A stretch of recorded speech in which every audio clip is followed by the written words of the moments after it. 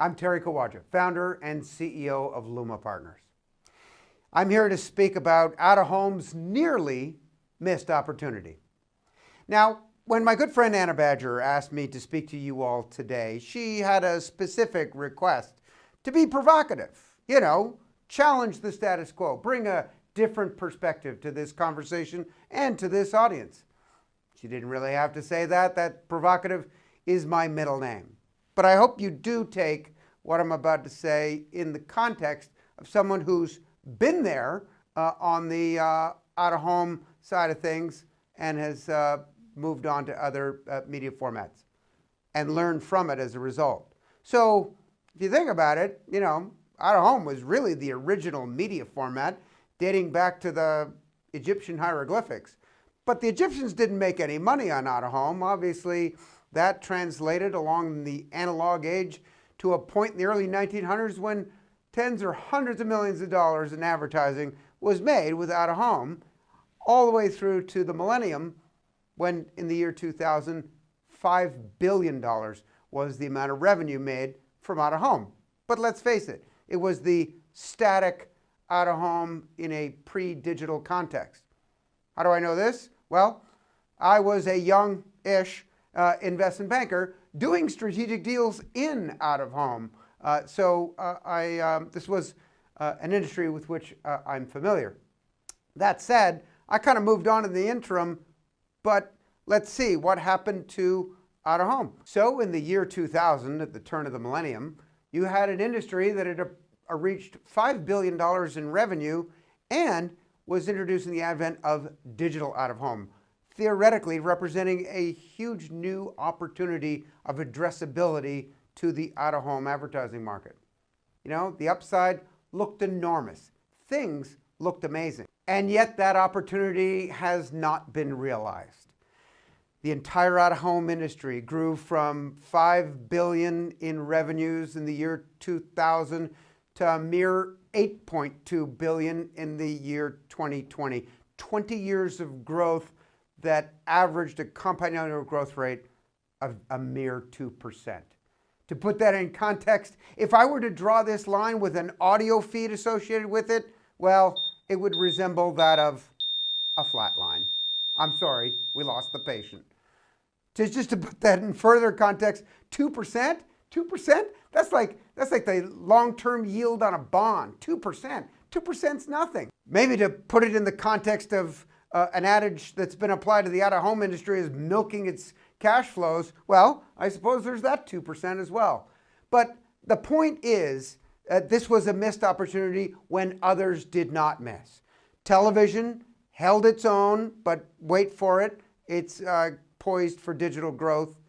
The print industry effectively translated itself into digital and grew, and radio shrank, and out-of-home grew, as mentioned, at a mere 2%. In fact, most of the other media channels have transitioned to digital. Print is now 93% digital, and the music industry went through a wholesale change from CDs to digital delivery.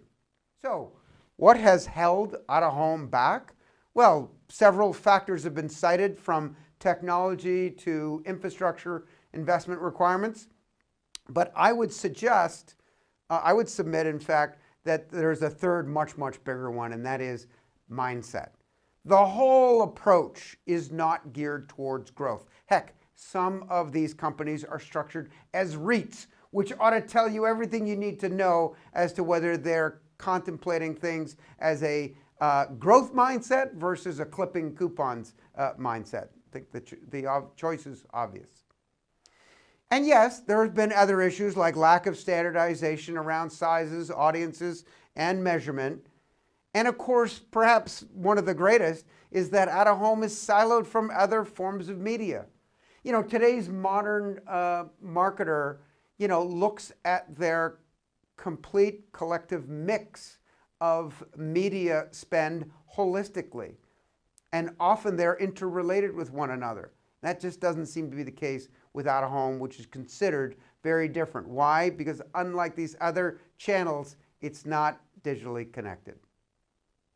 In fact, if you just think of formats, it seems obvious that the United States is lagging the rest of the world. Here's a billboard from Florida, typical highway paint, right, for a local advertiser. Compare that to the leading out-of-home technology out of China that has a giant QR code in the sky formed by drones. No, indeed, the notion of sticking your head in the sand is definitely not a viable strategy. So we would submit that out-of-home can actually learn from what happened in digital. Digital, in a short period of time, grew to become the largest U.S. media channel with over $150 billion in revenue. By the way, poised to grow another 26% to $190 billion in 2021. And most of it is programmatic. 85% of that spend is done on an automated basis using technology. Now, this didn't come about overnight. You know, we didn't even have programmatic technology until 2005. And quite frankly, for the first 5 years, the amount of revenues from programmatic is virtually indistinguishable from the x-axis. It wasn't until 2010 when Google launched their ad exchange and they acquired Invite Media as a DSP. Think of that as an on-ramp. They acquired AdMeld as an SSP. Think of that as an off-ramp, so that they basically enabled spend to occur in a programmatic fashion. And only when technology was in the right hands, that is to say, the hands of large corporates that could scale it, like Google, did we see the growth and the opportunity take hold in programmatic in digital. In fact, we would suggest that there are 3 requirements for success in any one of these ecosystems: demand, supply, and technology in the right hands. Demand came in the form of agencies who saw a better opportunity to intermediate ad spend in the digital channel and found a way to capture margin in a world where, let's face it, they were largely margin constrained. Supply is never an issue in display because supply is largely ubiquitous. But again, it wasn't until technology got in the right hands that we saw the fundamental elements necessary for the growth in programmatic in digital. And we note that out-of-home is just barely tipping their toe in programmatic, when really what they should be doing is jumping right in. You all should just jump in the pool and take advantage. I don't know. Maybe the sort of lethargic nature of your approach so far warrants a different image. Okay, fine. Look, I'm here to really deliver a message, not to try and insult. The point of the matter is, I hope that you understand that there is a huge opportunity here, and I believe one that out-of-home is well poised to grab right now. Because a lot of the challenges that you face, I believe you have opportunities or answers for. You may say, well, Terry, the shift to digital requires CapEx and infrastructure. That is true, but unlike digital, which is ephemeral and you have very little moats, in out-of-home, that investment basically creates a moat against external parties. It is a competition resistance mechanism. So I would argue that CapEx will be amortized over a long period of time, and the cost is coming down.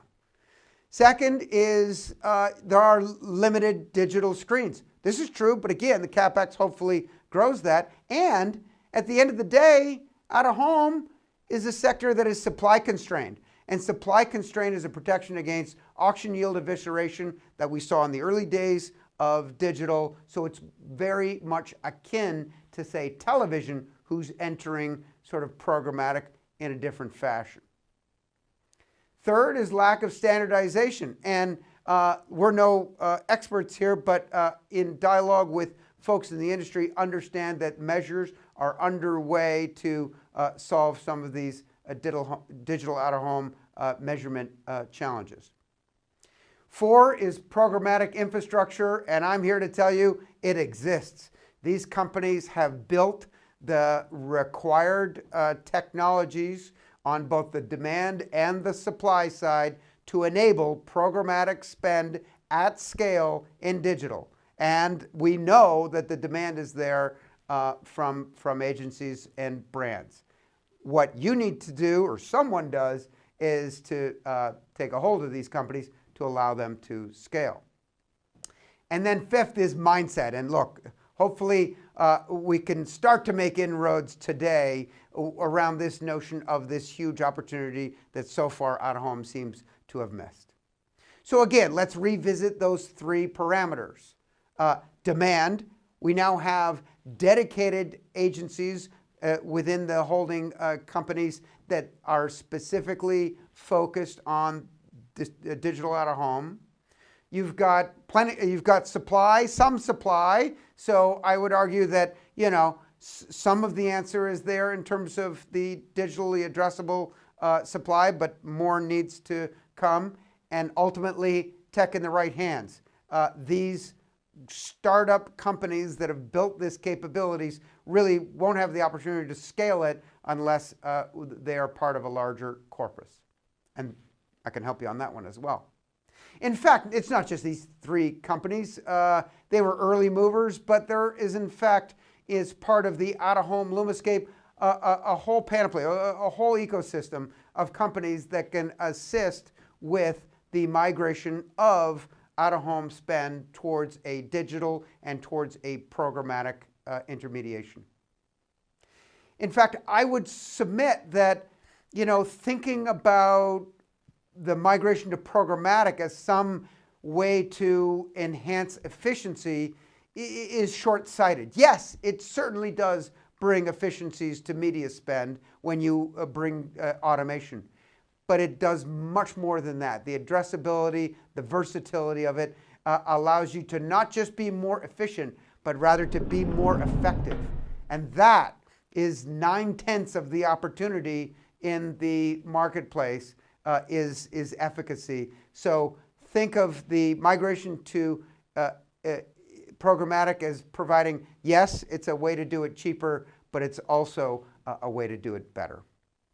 So in conclusion, we would suggest that now is the time to lean into the digital inflection. You have a unique opportunity where the pandemic is ending. People are itching to get outdoors, exactly where your inventory lives, right? There is strong marketer demand for out-of-home. You have supply-constrained inventory, which helps maintain yield. You've got better attention, as far as I'm concerned, than digital, which is hard to get noticed in. You've got coming digital addressability, but again, subject to the investment in plant. And finally, the digital pipes are in play. So that light at the end of the tunnel is opportunity. And I would strongly recommend that you take advantage of that, dive in, because honestly, it's better than the oncoming train of digital just coming to take your lunch. Again, let's not have the next 20 years look like the last 20 years. Now is the time for digital. Thank you for listening. I hope you heed this advice and contemplate accelerating your moves into digital, into programmatic, and seize some of that tremendous opportunity for this great industry. Thank you.